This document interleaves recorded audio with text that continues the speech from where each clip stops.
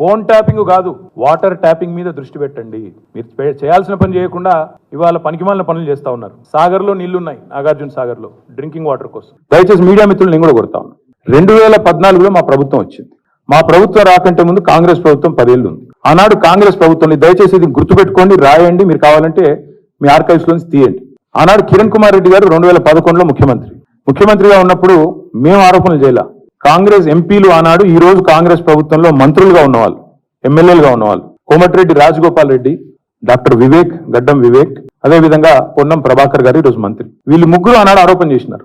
సుఖేందర్ రెడ్డి గారు కూడా ఉన్నారు అనుకుంటా. అప్పుడు మా ఫోన్లను ట్యాపింగ్ చేస్తున్నాడు కిరణ్ కుమార్ రెడ్డి, తెలంగాణ కాంగ్రెస్ ఎంపీల ఫోన్లను ట్యాపింగ్ చేస్తున్నాడు కిరణ్ కుమార్ రెడ్డి అని చెప్పి ఆనాడు కాంగ్రెస్ ఎంపీలు అప్పటి కాంగ్రెస్ ప్రభుత్వం మీద ఆరోపణ చేశారు. సరే, ఆ తర్వాత ముఖ్యమంత్రి గారు నేను చేయట్లేదు అన్నాడు, అది వేరే విషయం. నేను రేవంత్ రెడ్డి గారిని కూడా కోరుతా ఉన్నా, మీరు 2014 నుంచి ఎందుకు, అంతకుముందు మీ వాళ్ళే ఆరోపణ చేశారు కదా, 2004 నుంచి తీయండి. ఫోన్ ట్యాపింగ్ ఏమేమి జరిగింది, ఎక్కడెక్కడ జరిగింది, 2004 నుంచి ఏమేమి కుంభకోణాలు జరిగినాయి, లంబకోణాలు జరిగినాయి అన్ని తీయండి. ఇంకొక మాట కూడా నేను మిత్రులుగా మీకు గుర్తు చేస్తా ఉన్నాను. అధికారులు మారలేదు, ప్రభుత్వం మారింది, పార్టీ మారింది.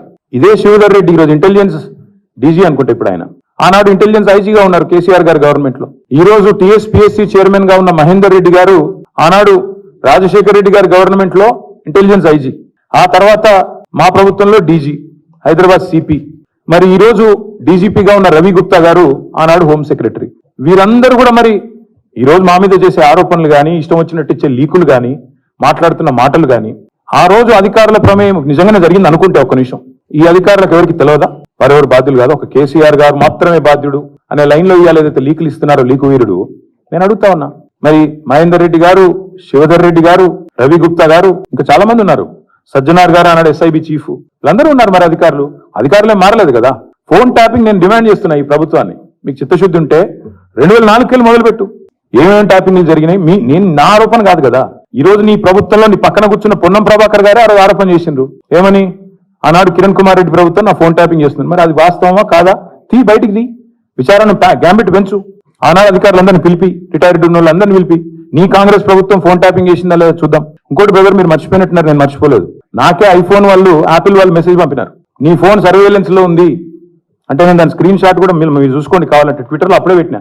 నా ఒక్కడికే రాలేదు, అసౌద్దీన్ ఓవైసీకి వచ్చింది, ఇంకా కొంతమంది మిత్రులకు ఇక్కడ తెలంగాణలో కూడా మీ ఫోన్లు సర్వేలెన్స్ లో ఉన్నాయి, జాగ్రత్త, మీ ఫోను హ్యాక్ అయింది అని నాకు 2022లోనో 2023లోనో వస్తే నేను బయట కూడా పెట్టినాను. కాబట్టి ఎవరు ఫోన్లు ట్యాప్ అయినాయి, ఎవరు చేసిండ్రు, ఇవన్నీ కూడా నాకేం భయం లేదు. మేము చాలా స్పష్టంగా ఉన్నాం, చాలా క్లారిటీతో ఉన్నాం. కాబట్టి దయచేసి నేను మిమ్మల్ని కోరేది ఏంటంటే, ఈ యూట్యూబ్లలో పెట్టి పనికిమాలకు లీకులు ఇచ్చి, అధికారికంగా ప్రెస్ కాన్ఫరెన్స్లు పెట్టకుండా రిమాండ్ రిపోర్ట్లు అని చెప్పి లీకులు చేసి ఎన్ని రోజులు బతుకుతారండి? ఎన్ని రోజులు టైం పాస్ చేస్తారు? రైతుల సబ్జెక్టు మాట్లాడరు.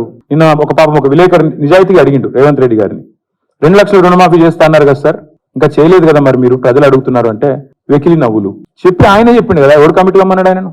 పేద సిపాయి లెక్క మాట్లాడితే మొగోను అయితే అంటాడు కదా. నేను అంటున్నా, రేవంత్ రెడ్డి మొగోను అయితే చెయ్యి రుణమాఫీ. ఎవడాపిండా నిన్ను? చెయ్యి రుణమాఫీ, చెయ్యి, 2 లక్షలు రుణమాఫీ చెయ్యి. నువ్వే అన్నావు కదా December 9 అని, చెయ్యి. పాయింట్ ఏంటంటే, ఈ చిల్లర మాటలు కాదు కదా ప్రజలు చూసేది. అల్టిమేట్ గా 4 రోజులు నడిపిస్తారు by time pass, attention diversion. ఓ రోజు గొర్రెల స్కామ్ అంటాడు, ఓ రోజు బర్రెల స్కామ్ అంటాడు, ఓ రోజు ఫోన్ ట్యాపింగ్ అంటాడు, ఓ రోజు కాళేశ్వరం స్కామ్ అంటాడు. ఇవేనా ఇక అసలు పని లేదా? మంచి ఇల్లు ఇచ్చేది లేదు, సాగునీరు ఇచ్చేది లేదు, పంటలు ఎండితే పట్టించుకునేది లేదు, రైతులకు రుణమాఫీ లేదు, కొత్త ఇన్వెస్ట్మెంట్లు రావు. ఇవేం చెప్పరు. ఇడికెళ్ళి కంపెనీలు పారిపోతుంటే మాట్లాడరు. ఇవేం ఉండవు. ఏముండాలే? మమ్మల్ని అందరినీ రాష్ట్ర ప్రజలను పిచ్చోళ్ళని చేసి, వీళ్ళు పోతురట, వాళ్ళు పోతురట, వీళ్ళు జంపట, వాళ్ళు జంపట.